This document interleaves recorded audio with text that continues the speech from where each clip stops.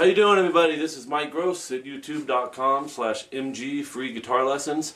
You can also hit me up at my website. It'll be up and running in a matter of days, and that website is posted. I've got it on both my other videos as well. That's going to be mgfreeguitarlessons.com. I had a request for a song, and it's a song everybody's heard. I even think little kids have heard this one. It's Back in Black from ACDC. Not a lot of parts in this. What I'm going to do is take you guys through the main guitar parts in it. We're not going to get into the solos and all that. Down the road we will. I'll design some lessons and take requests for, just the solos of the songs. Excuse me. And we're also dealing with, some of these songs I'm figuring out we've got two guitar players going on. Sometimes they play different parts in it. This song, as a matter of fact, Angus Young plays one of the riffs up here, and Malcolm Young plays it in a different spot. No specific reason for that, especially if they're the same notes. You get a little different tonality on the strings. But anyways, the three basic chords on the intro of the song is E major, D major, and A major. And those chords look like this. You've got, I'm going to set all the fingers down, but when this is being played, it's not strumming through all 6 strings. So the E major chord, let's start with that. It's open E, 2nd fret A, 2nd fret D, 1st fret G. And when he's hitting this, he's only really focusing on the top 3 strings, maybe 4 strings in there.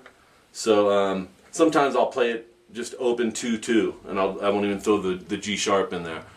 But for now, we'll go ahead and do it like this. If you watch them play it, you'll probably see that chord form like that exactly anyways. So the first part of the song is going to start with E major. It's actually a little, if you want to do it exactly how they're doing it, there's 4, he's doing some muting here at the beginning. It goes, oops, it'll be,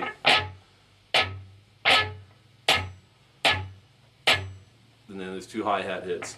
Guitar comes in with this, and then you rest right after, and then we're going to a D major minus the F sharp here. And what he's doing is like a D2 form. You're going open D, 2nd fret G with your 1st finger, 3rd fret B, and that's with your 3rd finger. When you hit this, focus on A, D, G, B.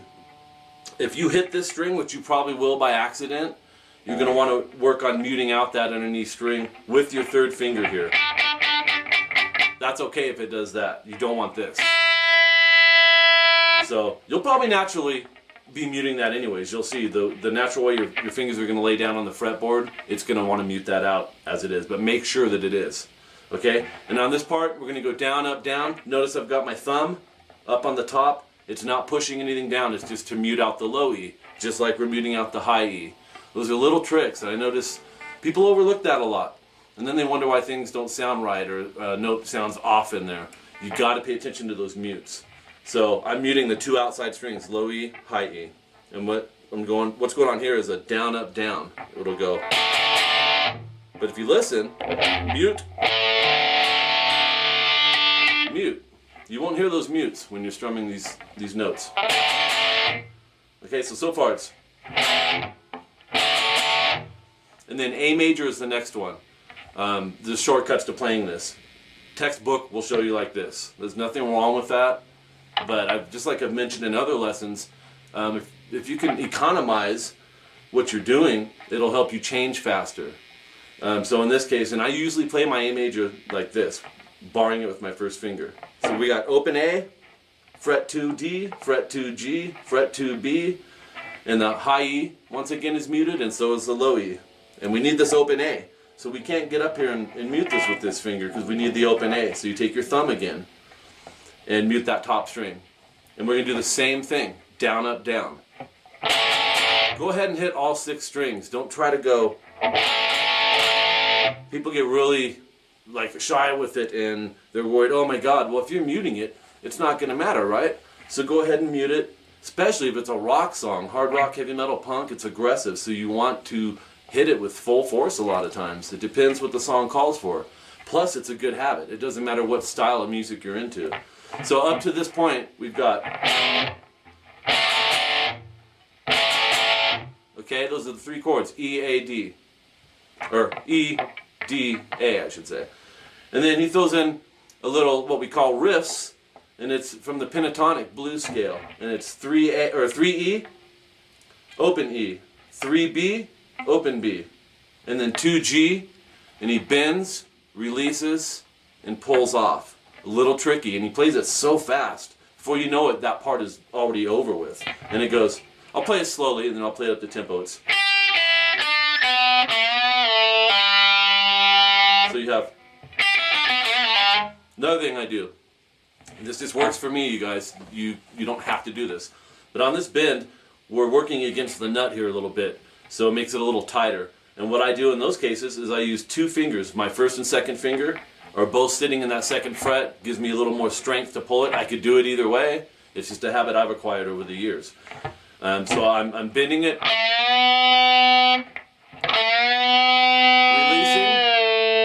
and pulling off. And if you watch my other lesson, I've explained those techniques, pull-offs already. But we haven't used it in conjunction with the bend, release, and a pull. So here it is again. Snap, and catch that middle finger on the next 2 strings. That way you don't go. So here's that whole section 1.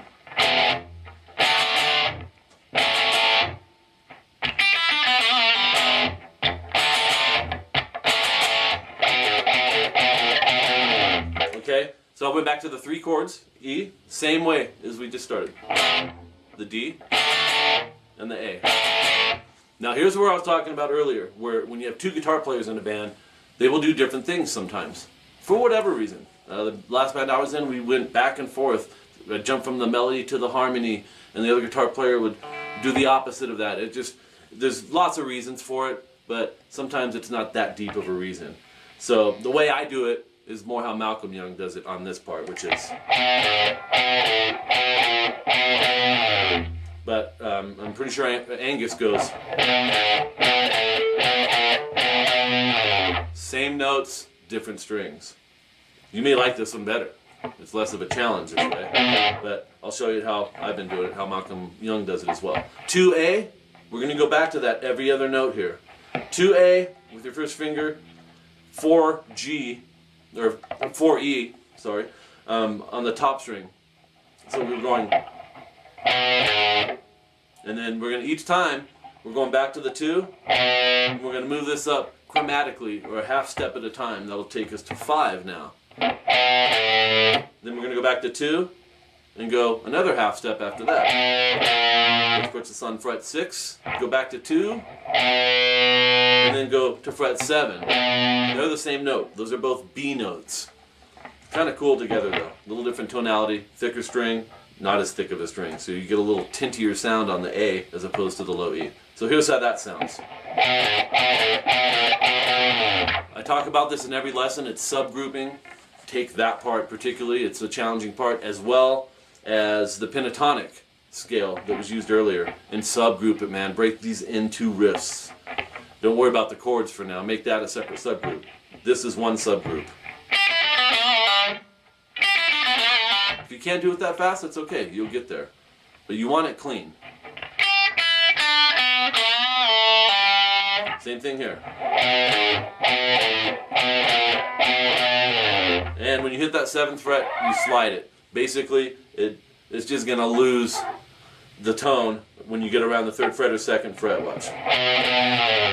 I'm setting my right hand. When my finger gets right about here, I just set my right hand over the string.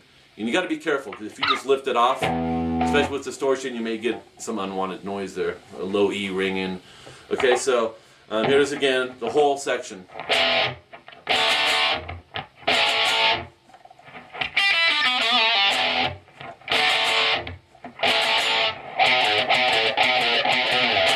Okay, and then the next part that comes up is all power chords mixed with some open position chords. Open position chords are like the G, the D, everything played down in this area. Power chords are the 2, 3 string chords. Okay, so let's work on that part real quick. I'll play what both the guitar players I think are playing the same thing here. It goes.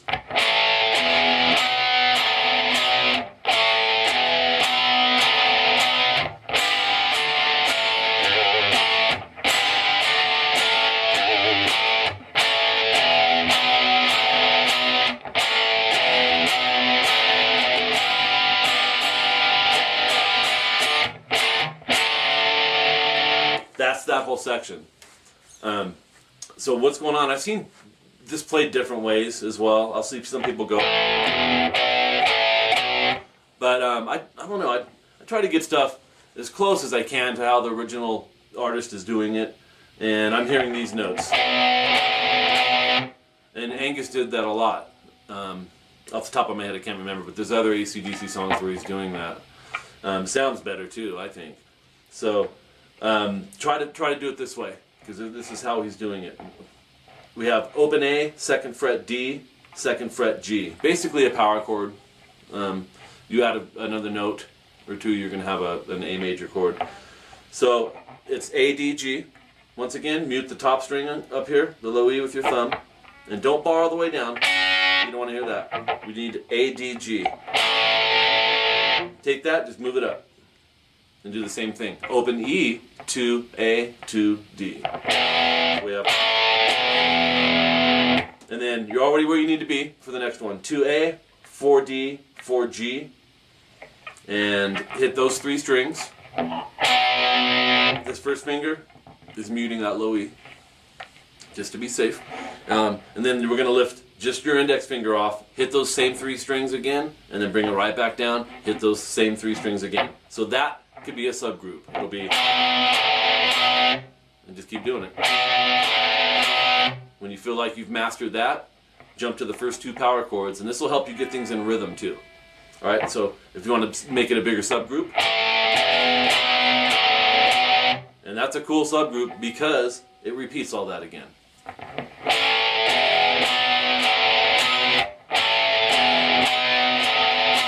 Okay, the next part will be a little more difficult unless you're familiar with the G, D, and the A chord, and changing them fast enough too. Power chords are easier to change around. So we're going to G major, middle finger, 3, low E. First finger, 2 on the A. Open D, G, B, 3rd fret, high E. And he just strums all 6 of those. Practice it. I mentioned this in my last lesson on the clean channel if you're not too sure how your chords sound. And do this. You may have this problem.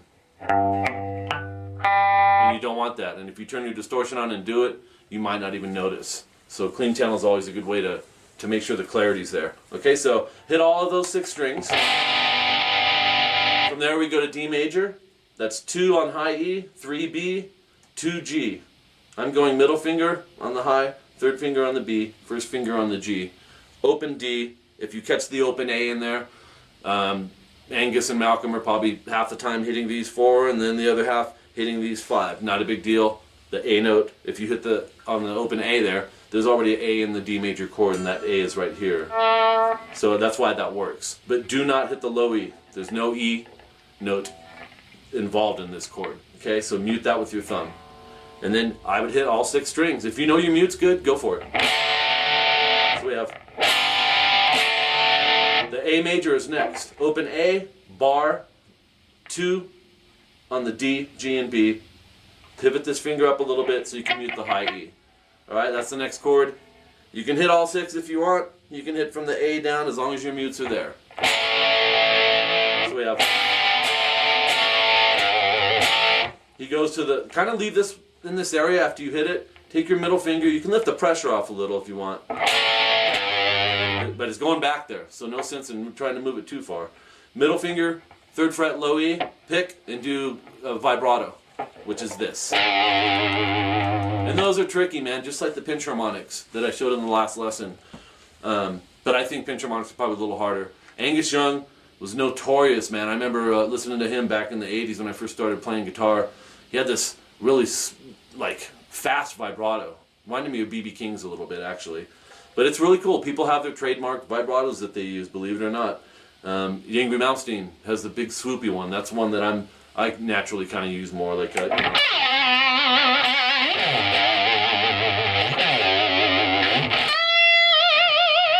Zakk Wylde, same type of vibratos. But if you want to try to copy his one, it's just a fast vibrato. And then go right back to that A chord, open A, and then these bars. So, then you repeat all that from the G major. And then the way we started this section, you just repeat that. So I won't explain it in detail because if you're following me along in this instruction video, you've already got this part. It's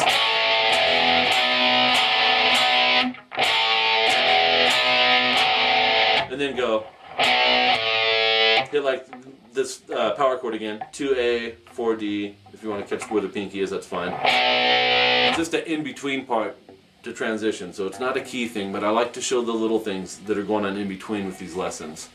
Okay, so, and then an open A. Once again, it doesn't stand out. And then G major, we learned this earlier, go strum all 6, 2 times, and 3 times. So, then you go into D major, we learned that earlier as well. Mute out the top E, and go. Okay, so staccato on the first 2, karate chop, remember that? Last lesson we talked about that. And the third one, let it ring out. Okay, that's the main part of this whole song, believe it or not, one of the biggest songs in hard rock history. And it's a lot of times the simple things, you know, it's not about the technicality. Those are icings on the cake. Listen to Angus's solos, man, there's some technicality there. The most important thing is a good catchy riff and a good hook, and they nailed it with this song. Just a huge song. And it still is to this day, past the test of time.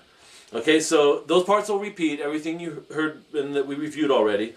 The next part, there's only really one more part, and it switches strings. It's a little tricky. Malcolm does it one way, Angus does it another way. And let me play it slow for you first. And this is how I'm going to do it. I'm probably going to, I don't know, I might stick with the way Angus was, or Malcolm was playing it. It goes...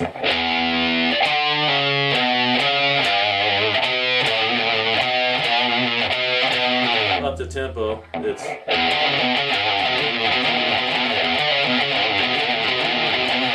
Okay, let's slow that down. It's crazy. It's kind of a jumpy riff. You got to move your hand. Stuff like that is challenging. You got to land things by moving your hand. So low E open, middle finger, 5th fret A, and have your index finger behind that. We're going to do a pull off. We use this in the System of a Down lesson that we did recently. So it's putting them both down, snap that middle finger. That's your pull off. So take your pinky, go up to fret 7 on the low E. Actually, this reminds me a little bit of the System of a Down thing. You could subgroup that. Like, it would sound like this. Make a subgroup out of it. Okay, the next part, you got back to the 4. That could be the subgroup as well. It goes.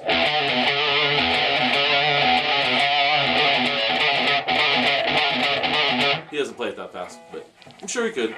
Here's the next part. This is where your hand has to jump. Right there. Fret 3 on the top. Subgroup that.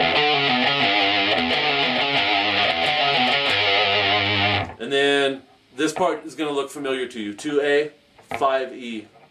And it's that chromatic thing we used in section 1.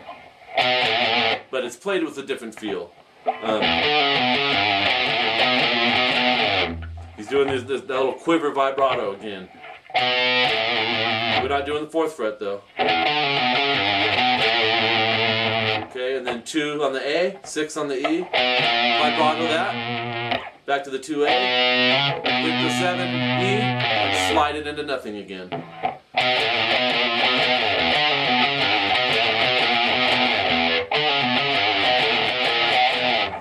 That's basically it. He'll take that and drop it down a string, play it exactly the same way. I think he goes 2 times on it when he goes here, and I think it's 4 times on the part that we just learned. So you would go.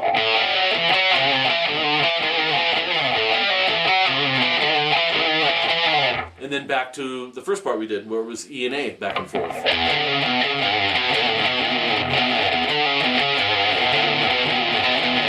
And that's all the parts in the song, rhythmically speaking. We still got lots of solo stuff, which down the road I'll throw that in a lesson for you guys too. And after that it goes into...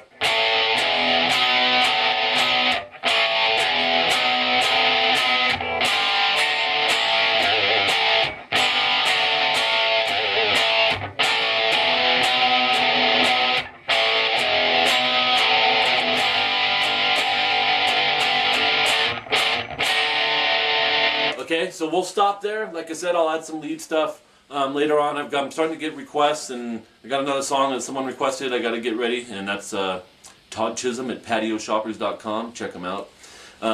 Anyways, please comment, subscribe, like, do the whole thing. I really appreciate it. I love doing this for you guys. It's fun.